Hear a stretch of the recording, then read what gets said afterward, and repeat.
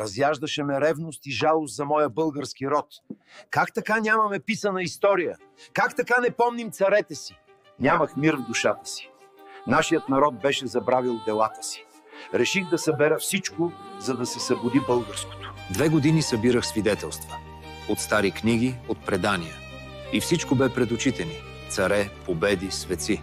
В Зограф намерих пристанище. Тук всеки камък пази спомена за нашите царе. Болеше ме тялото. Главата ми щеше да се пръсне от напрежение. Но нямах право да спра. Заради делото. О, неразумни и юроде!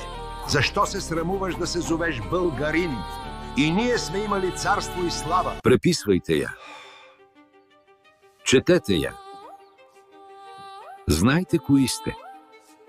Знайте историята си и я пренасяйте, като Паисий.